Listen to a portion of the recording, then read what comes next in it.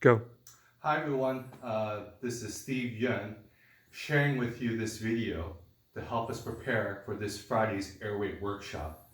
What I'll try to do here is explain the basic airway techniques that I would like to share with our participants and show you some of the basic principles and pearls of airway management. I will also help explain some of the limitations of the airway model that we will be using. So as you can see here, I purchased the same airway mannequin that we'll be using this Friday. And I've been playing with it for the last couple of days to try to figure out what its advantages and limitations are. So let's first begin with a basic airway maneuver, and that's the triple airway maneuver. This should be the first skill that's taught to all dentists and dental practitioners whenever there is a respiratory problem. The triple airway maneuver is simply a head tilt, jaw thrust, and opening of the mouth. Now, here is where there's the first limitation of this airway model, because we really can't do a proper triple airway maneuver in this mannequin because of the plastic anatomy. And so we'll need to sort of just reinforce that with the participants, that this model is not completely accurate, but again, the basic principle is head tilt, jaw thrust, open the mouth. And the whole principle here is to bring the tongue off the back of the throat to clear any obstruction. The triple airway maneuver is the first and most basic step. Now, oftentimes the triple airway maneuver may not be enough to clear the respiratory obstruction and help the patient ventilate. In those cases, the next most common step is to use something such as an oral airway. And for an oral airway, in order to size it, we typically instruct personnel to measure the oral airway from the mouth, and it should reach to the pin of the ear. If it does, it is then the appropriate size for that patient. Okay. It's important to emphasize that too small of an oral airway may actually worsen the obstruction because it'll press down on the tongue in the middle of the tongue, pushing the base of the tongue further back into the throat. So a smaller oral airway or too small of an airway may actually be detrimental. Too large of an oral airway simply won't fit. So the right size is important. In order to insert an oral airway, there are two methods. One is to simply open the mouth and just insert it blindly. And oftentimes that will be a very smooth, successful maneuver. Sometimes, for whatever reason, because of the patient's anatomy, it may actually be easier to open the mouth and insert the oral airway upside down and then twist it into place. But the final position should always be something like this. Again, the whole idea is to push the tongue out from the back of the throat and provide a clear path of ventilation. So again, method number one, open the mouth, insert the oral airway, or insert it upside down and then turn it into the proper position. Either way is acceptable. If for some reason the oral airway isn't working, another alternative is a nasal airway. And for a nasal airway, in order to find the proper size, we simply try to measure from the nose, again, to the pin of the ear. Again, the whole idea is that this nasal airway will bypass the obstruction caused by the tongue and provide a clear path for ventilation. Now, here's another limitation of this airway model. This theoretically should be the proper size nasal airway for an adult male, but in this plastic mannequin, the nares, the opening, is simply too small. It's not anatomically realistic in size. And so if we're going to teach our participants how to insert the nasal airway, we're going to probably have to use a pediatric size nasal airway knowing that it's too small to be effective, but to just help them get the idea of how to insert the nasal airway. And it's very simple. You simply lubricate it. In a real patient, we will lubricate it with gel or KY jelly. In these plastic mannequins, we'll be using a silicone spray. And then we will then insert it into the nares blindly until it goes all the way in. Now again, here's another limitation of this airway model. For whatever reason, this pediatric nasal airway won't insert fully. Okay. Also, it appears that the right side is easier to insert than the left side for whatever reason. Okay. So knowing those limitations, just concentrate on teaching our participants the basic airway technique in terms of nasal airways. That it's a simple blind insertion after using some sort of gel, because we don't want to cause any nasal bleeding.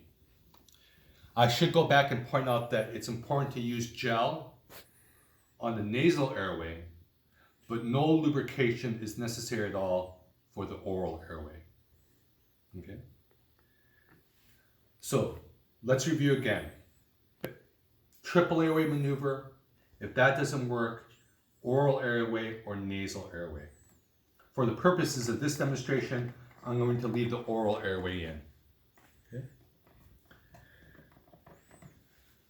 Now, there is another maneuver that's often commonly performed with the triple airway maneuver. It's specifically called Larson's maneuver. And it's a maneuver that was taught to me by my mentor at UCLA, Dr. Philip Larson, who taught this to us as a method to break laryngospasm. Recall that laryngospasm is the forceful contraction of the vocal cords. The vocal cords literally slam shut, and as a result, ventilation becomes impossible. So the Larson maneuver is simply placing the fingers underneath the ear at the angle of the mandible and pressing firmly and bilaterally. This is a very firm maneuver. And with practice, it can be done as part of the triple airway maneuver. That is, I'll tilt the head, do a jaw thrust, at the same time, press firmly with my fingers at Larson's point, and then open the mouth in order to provide ventilation and break laryngospasm. Okay. Now, the next most important skill, and probably the most important skill for dentists to learn when it comes to rescuing the airway, is bag mask ventilation. Okay. Again, bag mask ventilation is the most important skill, and that requires an ambu bag that's intact and working, and an appropriate sized mask. And one of the things we can do in our workshop is purposely give the participants a mask that's either too big or too small, to see how long it takes them to realize that you cannot provide effective bag mask ventilation if you don't have the right size mask. Okay. So for a normal adult male, you want an adult size mask. Typically that's a size 4 or 5 mask. Okay? But you can simply place the mask over the face and get a good intuitive feel as to whether or not it's the appropriate size. Okay? So if we're going to do bag mask ventilation, the key is placing the left hand on the patient's face, attaching it to the ambu bag, and gently providing ventilation. Now there are a couple key points here. First, we want to have a C and an E grip. A C and an E grip on the face. Okay. So the C and E technique. We want to make sure that our fingers are not pressing on the soft tissue of the throat. Because when we press on the soft tissue of the throat, we can actually make obstruction worse by pushing the tongue back. We want to keep our fingers on the bony prominences of the mandible. So a C and an E with the fingers carefully placed on the bone, not the soft tissue.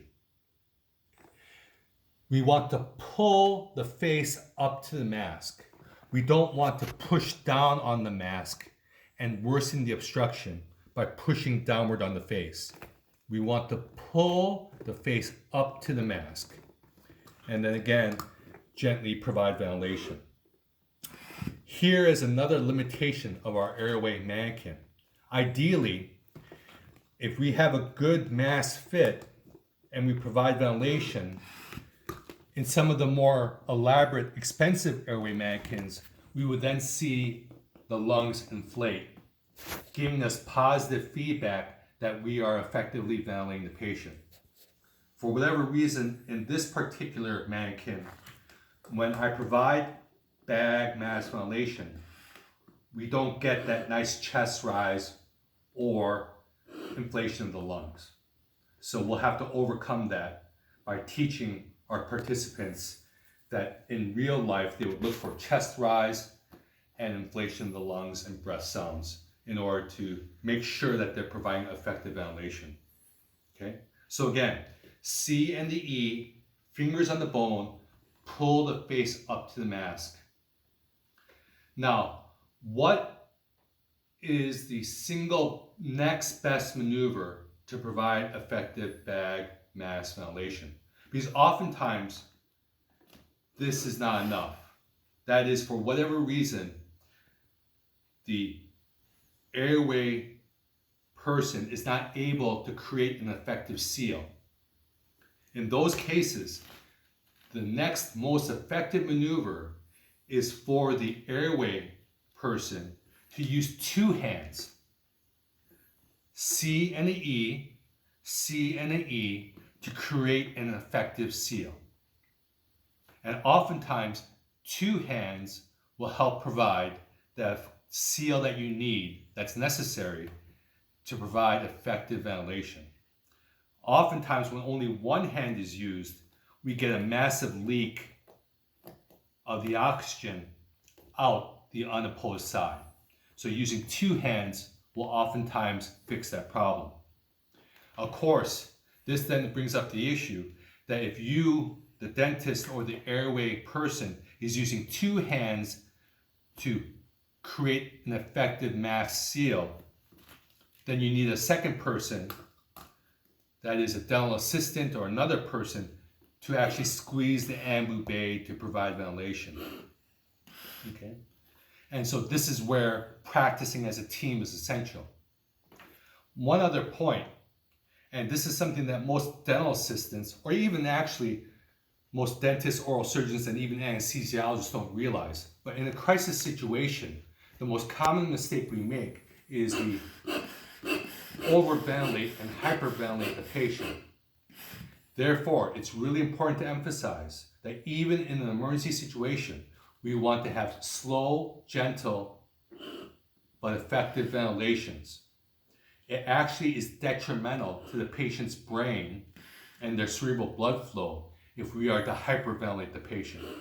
In addition, aggressive ventilation will inflate the stomach, which can cause nausea, vomiting, and aspiration.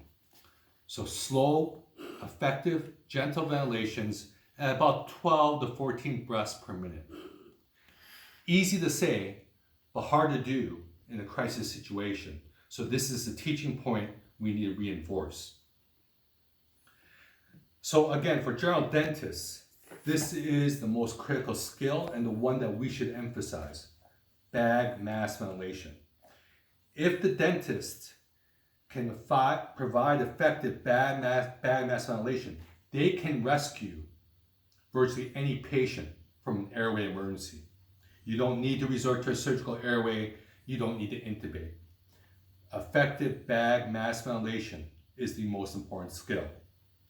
However, there may be times when even bag mask ventilation may not be effective or working. In that case, what is the general dentist then going to do? Well, one option that is very easy to learn and should be part of every sedationist tool bag is the LMA. And LMA is the laryngeal mask airway. And really what it is just a fancier version of an oral airway. That is, it can be inserted blindly into the mouth and act as a super oral airway to bypass obstruction by the tongue and provide ventilation. Okay, now let's talk a little bit more about the LMA. First of all, realize that this is a pediatric LMA designed for a small child. Because of our airway mannequin and its limitations, I'm using a pediatric LMA because the adult-sized LMAs are probably too big to fit inside the mouth. So this is a limitation that we'll have to overcome by teaching our participants that in a real-life adult situation, we would use an adult-sized LMA, which is typically an LMA 4 or LMA 5. For the purposes of this demonstration, realize that this is a pediatric LMA. It's actually a size 2.5, probably more appropriate for a 4-year-old than an adult male. Nevertheless, because of the limitations of this plastic mannequin, we'll use this pediatric LMA to demonstrate the technique. The LMA can typically be inserted by opening the mouth. I will use a scissor maneuver to open the mouth as wide as possible. I hold the LMA sort of like I would hold chopsticks or perhaps a pencil, and then simply insert it blindly into the mouth. Okay. And again, it acts as a super oral airway. Okay. Now, 2 points. One is, ideally, you should lubricate the LMA on the posterior side in order to aid its insertion. And then 2, the traditional LMA comes with a cuff that you can inflate with a syringe in order to provide a more effective seal. So again, open the mouth wide, insert the LMA blindly until resistance is felt. Take a syringe, inflate the cuff, and then you can ventilate through the LMA. Now, interestingly, you'll notice that when I put the LMA in, I can tell I'm getting good ventilation through my plastic lungs. And in a real patient, you would see chest rise and ventilation. One important point to keep in mind is that the LMA is not a secure airway. So if air is going into lungs, some air will also go into the stomach. Okay? It's not the same as an endotracheal tube that goes into the trachea. The LMA is really just a super oral airway that sits above the trachea but helps you provide ventilation. But again, we don't want to aggressively hyperventilate because that's not good for the brain and the cerebral blood flow, and it will also cause hyperinflation of the stomach. Okay? Another way of inserting the LMA, similar to the oral airway, is to insert it backwards. And sometimes in some patients, for whatever reason, this method is actually easier. And so again, it's scissoring the mouth open, placing the LMA upside down, getting it past the throat, past the tongue, and then once it's past that point, turning it into the proper position. It is the identical same maneuver we would use for an oral airway.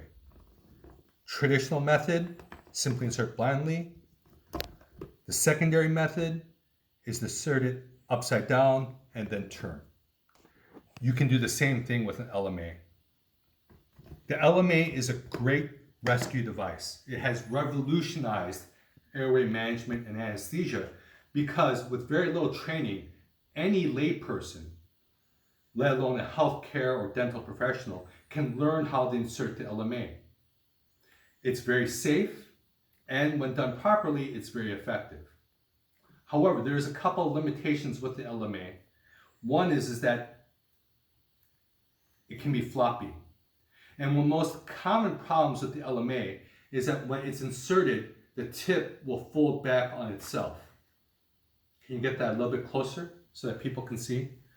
Again, one of the more common problems with the LMA is when you insert it, the tip will fold back on itself. And as a result, when you try to ventilate, it's impossible. Okay? If this happens, or if you suspect that it happens, the solution is to simply take the LMA out halfway, let the cuff unfold, and then reinsert it again. However, this may be difficult to do in an emergency situation, especially if you're not familiar with the LMA. So one device that we will also teach to overcome these problems is the iGel LMA. This is a modification of the traditional LMA. And again, this is a pediatric-sized iGel LMA for the purposes of this demonstration. And you can see that they're similar, but there's a couple of key differences. First of all, while the traditional LMA has a very floppy tip, the iGel is very stiff. The likelihood of the iGel folding on itself and causing that kind of problem is greatly reduced because of its stiffness. The other difference between the traditional LMA and the iGel is that no cuff is necessary to inflate. So in an emergency situation, especially for the dentist who is not familiar with airway management, the iGel may have some strong advantages in that it can be inserted blindly with less chance of the tip folding on itself and without having to worry about inflating the syringe or the cuff. And again, it's inserted blindly. Once it's in place, ventilation. Okay. So the iGel can be a very useful, valuable device.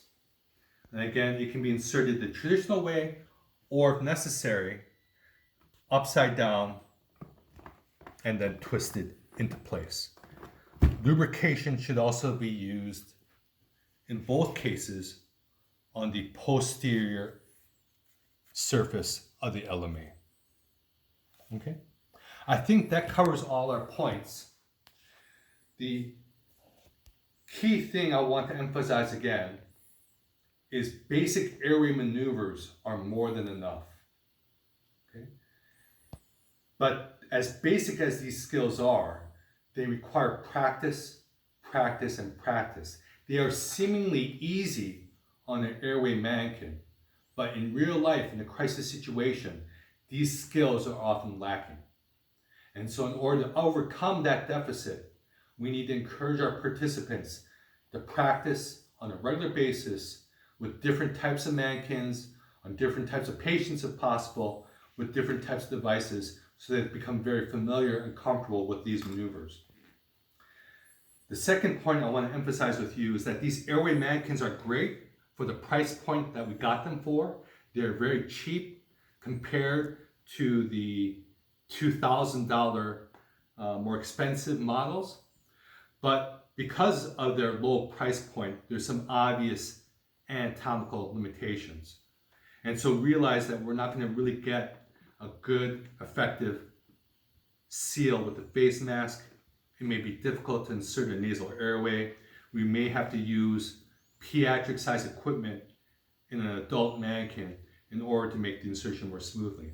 But I think that with verbal instruction, teaching and reinforcement, we can overcome these minor limitations and find that this airway mannequin will suit the purposes of our educational forum.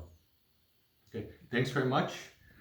Special thanks to my son for being the videographer, and I look forward to seeing you all on Friday.